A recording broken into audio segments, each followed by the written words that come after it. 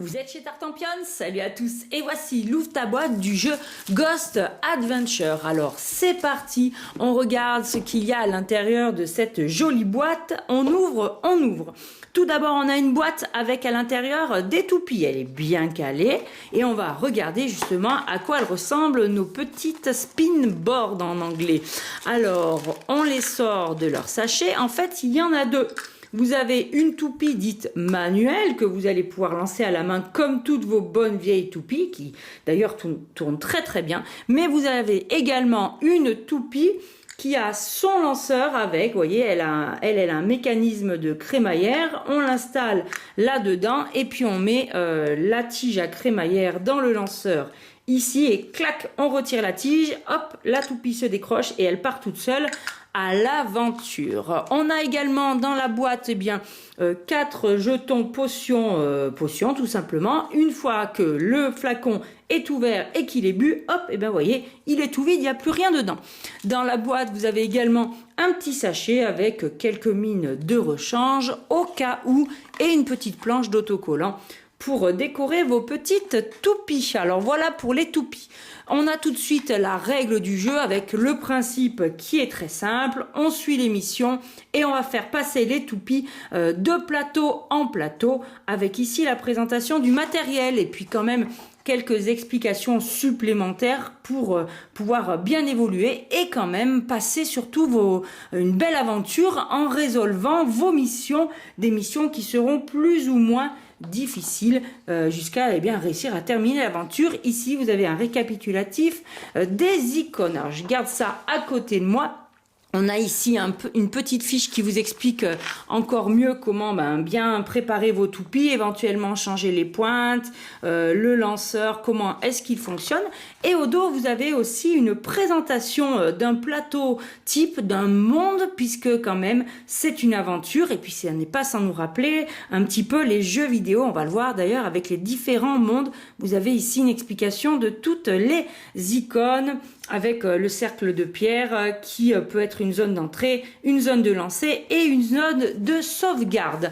On a aussi également un magnifique livret. Alors, la couverture est mate et en peau de pêche et c'est un livret avec carrément une bande dessinée pour vous raconter le début de vos aventures et à la fin des pages, vous avez les petites missions. Mais là, sur cette partie-là, vous avez une très très jolie bande dessinée. Donc ça, c'est pour le côté narratif. C'est quand même un sacré boulot d'avoir fait ça. Mais ce n'est pas tout. Vous avez aussi un livret qui est présenté par le boss de fin et qui représente toutes les missions. Alors là, c'est pour 1 à 4 joueurs. Vous en avez 25 et elles vont crescendo. Là, on a surtout les icônes et comment les réaliser. Vous voyez, ça, c'est la 25e. Et ensuite, on en a quelques-unes pour un mode solo pour pouvoir vous entraîner et jouer. Si jamais vous n'avez pas vos amis autour de la table, on peut jouer comme ceci également. Petite feuille de protection avant de découvrir le premier plateau. Alors, comment s'appelle ce joli monde? C'est pour ça que j'ai gardé, c'est malin, ma petite règle ici. Ici, c'est tout simplement, sauf erreur de ma part, le fort des castors. Et d'ailleurs, vous voyez, on les retrouve bien déterminés. Là, ils bossent. Bon, là, il y a l'air d'avoir un petit méchant quand même. Mais vous avez des petits castors qui sont affairés de partout. Même certains qui sont très malheureux. Voilà, il va falloir les aider à mon avis. Mais pour vous présenter le plateau, il faut quand même que je vous montre à quel point c'est épais et le nombre de couches qu'il y a. C'est un sacré boulot. On voit ici le niveau de la rivière et puis, vous voyez, la toupie va pouvoir se servir des bords pour pouvoir évoluer, atteindre certaines icônes. Mais on va pouvoir faire monter la toupie ici à cet étage-là qui lui-même a un bord, donc avec une 3e couche pour pouvoir évoluer. Alors à mon avis, il va falloir peut-être éviter de se retrouver coincé dans certaines zones comme ceci. Et puis le truc hyper sympa, c'est que vous le voyez avec ma lumière, c'est que tout le rez-de-chaussée, si j'ose dire, en fait, la rivière, le fond est brillant et le reste est mat. Donc ça permet une chouette visibilité. Le plateau est recto verso et nous voici comme dans tous les jeux vidéo dans un monde de lave avec un terrifique dragon. Donc les illustrations sont très très jolies. voyez, on a des petits monstres ici qui ont leur lance et qui veillent à leur réserve. Alors, ce monde-là, eh bien, c'est l'antre du dragon. Comme son nom l'indique, c'est logique. Allez, je vais vous montrer le niveau suivant, qui lui aussi, vous voyez, il y a une feuille de protection entre chacun des plateaux de jeu. Alors cette fois-ci, on est dans une jolie petite forêt. Regardez le piège, il y a carrément un trou, mais on retrouve nos icônes différentes, nos potions, nos coffres et nos clés. Et puis voilà, les petites illustrations et les différents niveaux, toujours le côté mat et le côté brillant avec là aussi des petits trous. Alors cette forêt là, comment est-ce qu'elle s'appelle? Eh bien c'est la forêt des Hermines. Et au dos de la forêt des Hermines, eh bien qu'est-ce qu'on a? On a une forêt un petit peu plus maléfique, c'est le marais de la fée Mab. Alors voici le marais, on retrouve des charmantes grenouilles, on a des yeux brillants dans des troncs d'arbres. Bref, c'est un petit peu plus hostile, c'est un marais, c'est normal. Donc on a le même trou forcément que tout à l'heure et là aussi on évolue.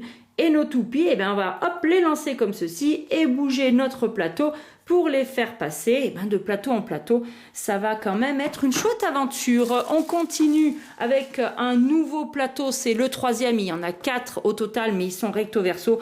Un monde de glace, c'est inévitable. C'est la banquise des loups. Et voici nos loups qui sont affairés. Les voici dans les chouettes illustrations. Voilà, ça papote un peu au pays des loups. On retrouve les mêmes icônes et là aussi on a nos différents niveaux. Alors c'est très rigide. La rivière, hop, on monte, on a ici. Alors oui, il y a quand même un sacré boulot de découpe parce que là c'est très très fin. Hein. Est-ce qu'on peut réussir à faire passer une souris ici pour atteindre ça? Je ne sais pas. Voilà pour la banquise des loups. Et de l'autre côté, eh bien qu'est-ce qu'on a? On a le village des souris. Voilà le joli village des souris avec des petites souris qui sont au marché, qui travaillent et qui papotent. C'est normal au pays des souris. Et enfin, le dernier plateau. Alors là, on a carrément le big boss de fin. Ça s'appelle le cauchemar. Et oui, regardez comme il est effrayant, ce personnage. Là, on a un dessin en forme de spirale. Il y a d'autres monstres qui nous attendent. Et de l'autre côté, eh bien, on a des petits lapinous, donc c'est le chant des lapins. Alors, il y en a certains qui sont révoltés, et puis d'autres qui travaillent, peut-être qu'ils se préparent à l'aventure, ces petits lapins. Certains sont désespérés et d'autres s'amusent. Voici donc le chant des lapins avec lui aussi ses reliefs et ses formes différentes. Et puis dans le fond de la boîte, il y a encore une feuille parce que vous avez le plan de l'aventure jusqu'à arriver au cauchemar. Il va falloir, à mon avis, sauver un petit peu tout le monde. Vous voyez, il y a quand même un matériel qui est très très riche dans le jeu. J'ai hâte de vous expliquer toutes les règles, de bien vous présenter. Il va falloir que je m'entraîne un petit peu, mais les toupies sont très facilement manipulables. Alors, chers amis, je vous dis comme à l'accoutumée, à bientôt chez Tartampion. Et surtout, d'ici là, n'oubliez pas, amusez-vous bien!